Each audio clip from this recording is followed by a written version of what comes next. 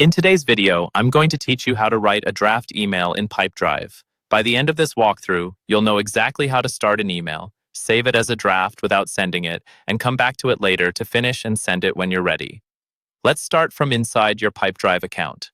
On the left-hand side of your screen, you'll see a vertical menu. Look for the mail icon there.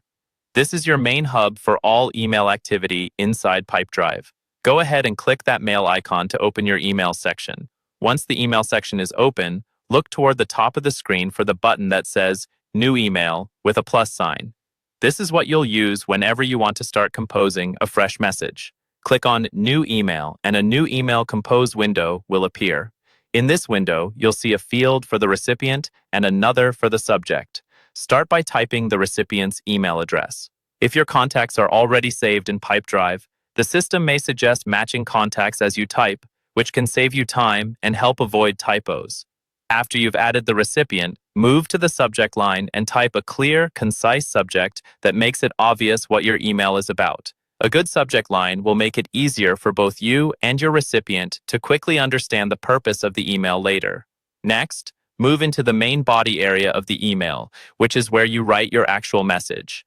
This is the space to add your greeting, the main content or request, and your sign-off. You can take your time here, draft your ideas, adjust your wording, and format the message the way you want. You don't need to worry about finishing it all at once.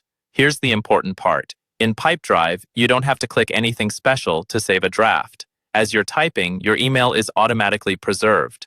When you're done for now, you can simply close the email window or navigate away from the mail section. Your unfinished email will automatically be stored in your drafts. Later, when you're ready to keep working on it or send it, just go back to the mail icon, open your drafts folder, find the email you started, and continue editing or hit send when it's ready to go.